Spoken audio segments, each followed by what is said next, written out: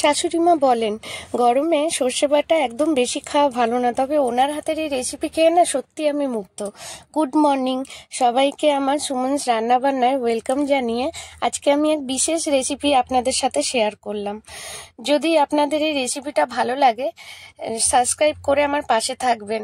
ও হ্যাঁ, like share করতেও ভুলবেন না, ওটাও করে দেবেন। আর বেল বাটনটাও অন করে দিলে আমি আমার আরও রেসিপি আপনাদের সাথে ভাগ করে নেব।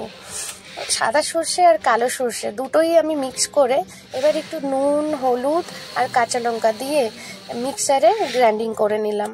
ওটা একটু শুকনো করলে আগে গ্রাইন্ডিং হতে হবে, একটু জল মিশিয়ে করে এবার ওটা ছাঁকনিতে ছেঁকে দেখেন আমি ওই ছাঁকা যে ওই সর্ষে বাটা এগুলো আমি রেখে দিয়েছি। এবার আলাদা করে 1 চামচ পোস্ত নিয়ে ওটা আমি বেটে নিয়েছি হাতে শিলনোড়ায়। তো ওটা আবার ওই মিক্সারে আমি মিক্স করে দিলাম। এবার ইলিশ মাছগুলোকে সুন্দর করে ধুয়ে পরিষ্কার করে ওর মধ্যে নুন, হলুদ আর সর্ষের তেল মাখিয়ে একটু ম্যারিনেট করে 5 মিনিট 10 মিনিট রাখলেই হবে। ও তো কোনো মানে টেস্ট তো ইলিশ মাছের ভালোই হয় সব সময়। এবার একটা টিফিনে ইলিশ মাছগুলোকে নিয়ে এবার ওই মশলাটা দিয়ে ওর মধ্যে একটু কাঁচা লঙ্কা আর একটু সর্ষের তেল আর একটু নুন দিয়েছি, আমার নুনটা একটু কম লাগলো। এবার ওটাকে ভালো করে মিক্স করে এবার ঢাকনাটা দিয়ে দেবো।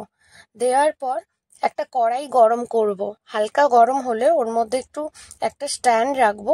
স্ট্যান্ডের মধ্যে আমি টিফিনটা রেখে এবার কড়াইটা আমি গ্যাস ফ্লেম অন করে 10-15 মিনিটের মতন আমি ওটা ভাপে করব। এটা খেতে খুবই মজার, সত্যি মায়েদের হাতে না জাদু আছে, ওরা কম মশলায়ও এত সুন্দর রান্না করে, সত্যি দুর্দান্ত লাগে। আর হ্যাঁ, লাস্টে একটু সর্ষের তেলে ইলিশ মাছটা ভেজে আমরা গরম ভাতেও খেয়েছি। আর এই রেসিপিটা খুব ভালো লাগে, আপনারাও ট্রাই করবেন আর সাথে থাকবেন। সবাইকে ধন্যবাদ আমার রেসিপিটা দেখার জন্য। নমস্কার, সবাই ভালো থাকবেন।